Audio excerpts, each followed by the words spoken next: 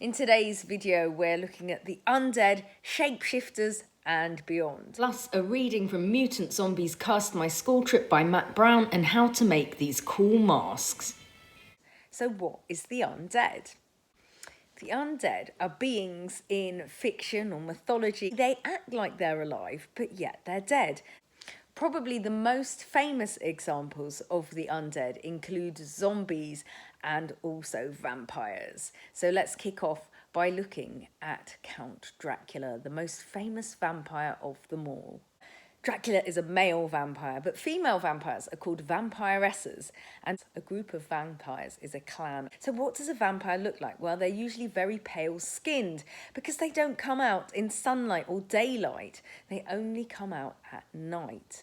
Their eyes are so dark that you can't actually see them properly, and they have very, very long fingernails. They have sharp, long incisor teeth called fangs, which they use to suck blood out of their human prey. Vampires often wear dark clothing. They don't always wear capes, though, and they have no reflection in the mirror. Vampires hate garlic, and they also don't like silver, and of course, sunlight.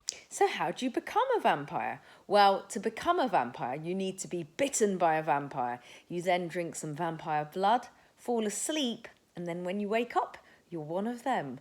Vampires come from Transylvania, which is actually in Romania. They sleep in coffins, they can turn into bats, hence they're shapeshifters, and the way to kill a vampire is by putting a stake through its heart. Bram Stoker wrote Dracula in 1897. In the story of Dracula, a lawyer called Jonathan Harker decides to sell his house, so he tries to sell it to Dracula, who seems very charming at first. He's totally taken in, but then Dracula ensnares the lawyer, Jonathan, in his Transylvanian castle where he's kept prisoner. He then goes off to England, leaving the lawyer with 3 vampire sisters. In England, Dracula pursues Jonathan's wife's best friend, Lucy. Meanwhile, Harker manages to escape from the castle. He goes to England, and together with his wife and Lucy's suitor, they manage to eventually track Dracula down and drive a stake through his heart, killing him. Contrary to popular belief, though, Dracula never actually turns into a bat in the story. So now to werewolves. Now, a werewolf is a shapeshifter, like vampires that can turn into bats. Werewolves are humans who act like totally ordinary people until full moon, when they turn into a werewolf. And often it's not at will. Once they're a werewolf, they will attack any human being. A werewolf can be killed with a silver bullet, but unlike vampires, they can't be killed with silver crosses or holy water. And once a werewolf is killed, they revert back to being the human again. The humans turn into werewolves on being bitten by a werewolf. The legend of the werewolf is one of the oldest legends in human history, and it has spread to the 4 corners of the globe. So to Frankenstein. In 1818, Mary Shelley wrote the famous book Frankenstein, all about a famous creature or monster who was created out of body parts by his inventor, Victor Frankenstein. Victor created him in his attic using a process of chemistry and alchemy. When you take something pretty ordinary and magically turn it into something extraordinary, which is exactly what happened when Frankenstein was created. In the story of Frankenstein, Frankenstein runs away and then befriends a blind man who can't see what he looks like. Later, in trying to save his daughter, Frankenstein is shot by an angry suitor to the daughter. Frankenstein is then sad and returns to his creator, hoping that he can have a female Frankenstein created for him to be with. Victor sets about to make Mrs. Frankenstein, but then decides what happens if they had baby Frankensteins and he had created a race of monsters, so then he destroys his work. The story ends when Frankenstein boards a ship and sets a sail, never to be seen again. The modern depictions of Frankenstein show him as this green creature that we know with the really big forehead and the bolts at the side of his neck and the scar. It's the 1931 film that gave us the Frankenstein that we know and love today. Today's book features zombies. Now, zombies are the undead. Zombies originated in the 17th century in Haitian folklore, but subsequently zombies have featured in loads of films and stories. Zombies are very slow walking undead creatures that want to eat human brains, but they can't swim, so that's a good way to get rid of them. And you can totally kill them by chopping their heads off. The modern day concept of the zombie came about in 1968 with George Romero's seminal film Night of the Living Dead, and there have been loads of other films and TV shows subsequently. It's a zombie virus that spreads the infection, and once you get bitten by a zombie, then you will then turn into a zombie. And it's said that after 5 weeks, the virus will spread such that everyone could be a zombie. In this next book, when a school trip goes to a spooky old house, it seems that there could be zombies in the mix. Mutant Zombies Cursed My School Trip by Matt Brown. Sunday. A very long line of Ians. Ian Ianson was in a tight spot. In fact, as spots went, this one was tighter than a pair of the tiniest, tightest tights stretched across the most colossaliest bottom. He was sitting on a chair in the middle of a dingy, abandoned warehouse. His hands had been tied behind his back, and no matter how hard he struggled, he couldn't seem to get free. He craned his head back to see what was behind him. The chair was millimetres away from falling into a cavernous pit of deadly animals who all looked like they hadn't been fed for a while. A lion, 3 bears, a tiger, and an enormous, bloodthirsty kangaroo all looked up, waiting for him to fall. "There is no point in trying to free yourself, Ian," said a voice from the shadows, dripping with danger. "The rope binding your hands is impossible to break. It is made from titanium and lasers, an unbelievably strong glue, like your granddad has in his kitchen drawer but won't ever let you use because it is so strong and dangerous and would stick your fingers together forever." Ian wriggled his hands again. A bead of sweat trickled down his forehead. A gigantic man appeared. He had a large mop of green hair and was wearing a white suit and tie. "You! I might have known," said Ian. "Yes, I must apologise for the inconvenience," said the man, pulling out a bright yellow feather from behind his back. "But I'm afraid that you have some information that I need. And I happen to know that you have very ticklish feet." Ian struggled again. It was true, he had the most ticklish feet in the world. The gigantic man moved closer to Ian. He waved the feather duster and laughed a horrible laugh. Ian closed his eyes. No, help! Ian? Ian? It was Ian's mum. She stood in the doorway to his bedroom and looked at Ian, who was sitting on his desk chair with his hands behind his back. There was a pile of cuddly toys behind him. "What is it, my darling poppet?" she said. "Whatever's wrong?" Ian took his hands away from the back of the chair. Sorry, Mum," said Ian. "I was, just playing." Ian's mum looked around the room suspiciously. "I suppose he's in here? Is he?" she said. The gigantic man with the green hair stared at her. "I have a name, you know," the man said. "It's Remington Furious 3, and we were in the middle of a scene that you just ruined." Ian's mum completely ignored Remington Furious 3. "Because," she continued, "I thought that we'd had a talk about him, and you're a teeny bit old to have an imaginary friend." Remington Furious 3 gasped. "Ian, I simply cannot work in conditions like this," he said. "I'll see you later when she isn't here." and with that he vanished in a puff of smoke. Ian sighed. "No, Mum, it's okay. He's not here," he said. Ian's mum smiled. "Good," she said. "I've told you before, you've got to stop using your imagination. It gets you worked up into a terrible lather." Ian nodded slowly. He'd heard all this before, but he couldn't help it. He had whole worlds that lived inside his head. "Yes, Mum," he said. "Like the time when you imagined the house was being attacked by vampires, remember?"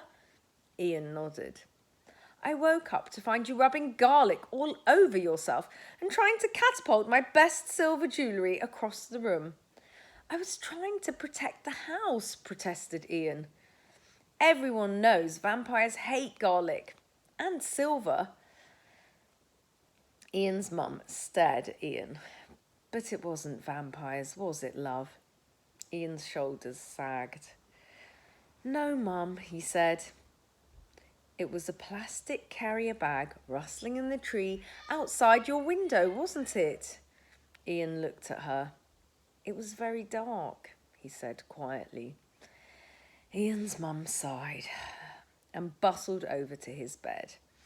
"Look, my little angel, there's so much going on in the real world that we don't need to waste our time making things up, do we?" she said, sitting down. "No, Mum," said Ian.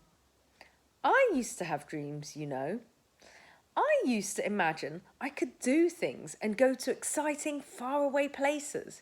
But your granny used to say to me, 'Beverly, no good ever came of imagining things.' So I stopped and married your father." Ian's mum adjusted the sleeve of her grey jumper. "Now," she said, a smile returning to her face, "I've been calling you for ages. Didn't you hear me?" "Oh, sorry," said Ian. "I thought you might have wanted Dad." Ian came from a long line of Ians. Ian's dad was called Ian. Ian's dad's dad was called Ian. Ian's dad's dad was called Ian. And in Ian's family, it was Ians as far as the eye could see. Well, that's not quite true, because Ian's dad's dad was called Derek, but no one liked him much anyway. "Of course I didn't want him, you silly sausage," said Ian's mum. "He was called into work an hour ago. Some sort of emergency involving an out-of-date cocktail sausage and a packet of continental meat slicers." Ian's dad worked for Whittle, the largest supermarket chain in the whole country.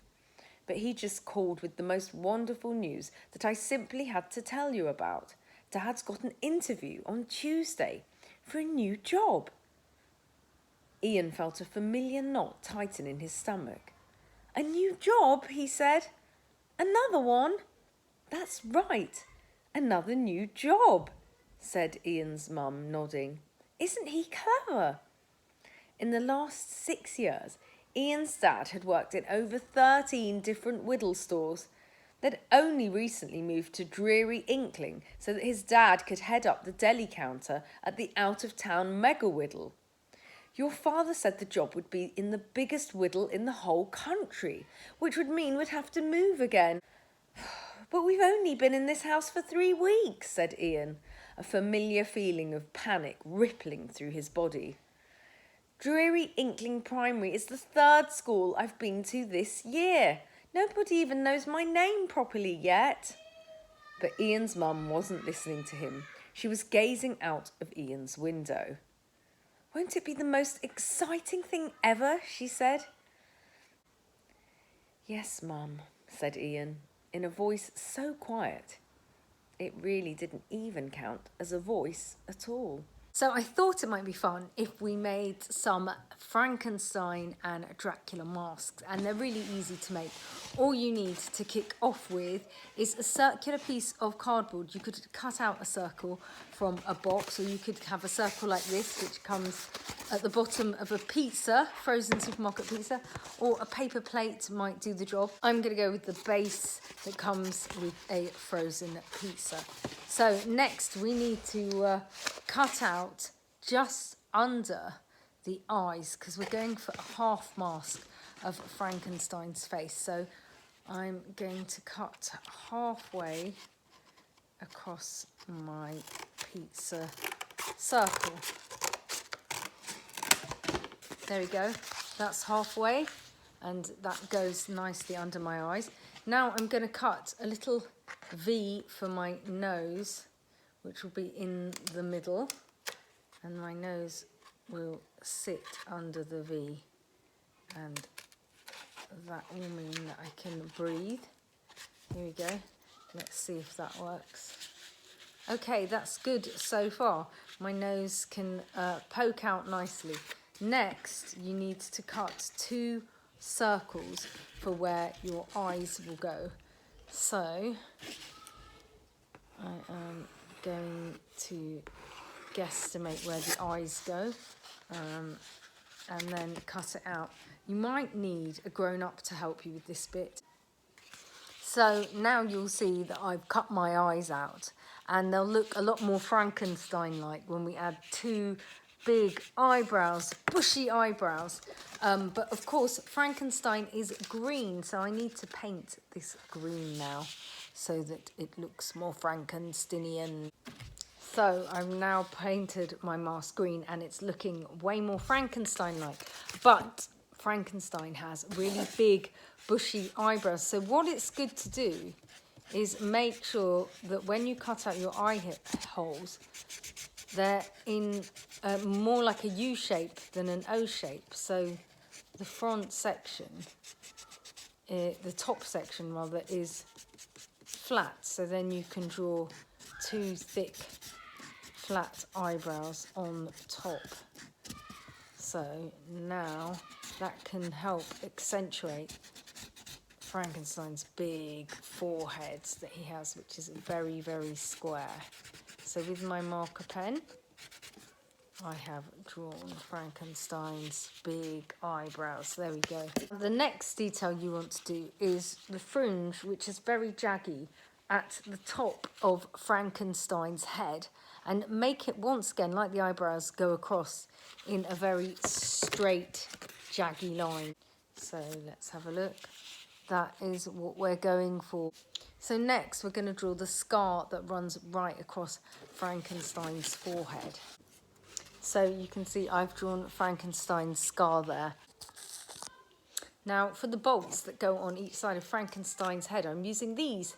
They're old burnt out tea lights, and they're really good because they're silver. Okay, so I'm just going to stick them on with a bit of sticky tape. Now if you can't get your hands on tea lights, there's loads of other things you can use. Bottle tops are really good. So there you go, I've stuck Frankenstein's bolts on. All that remains is for me to get a bit of elastic and staple a bit to each side so that I can put it around my head.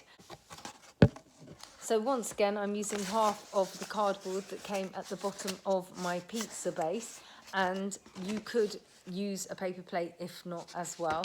And then we're going to cut out the eye holes and the nose slot. So they're much more almondy shaped eyes than we have for Frankenstein. You'll notice Frankenstein's are sort of bigger U-shaped eyes, and Frankenstein's got a wider nose that I've made. And now we're going to do the eyebrows. So and they're quite arched as well. There we go. So those are much more Dracula style eyebrows. And now the important bit is to draw the hairline. So Dracula's hairline is like that. And then you can bring his hair round again to do some sideburns on each side. Now obviously there's no fangs involved here, so you'll either need to get a fake pair of fangs, or I'll show you what else you can do. There we go. And you'll have to put the elastic on. Just going to put some red around his eyes. If you're going to be Dracula, you could always get your one's eyeliner and then draw 2 fangs on.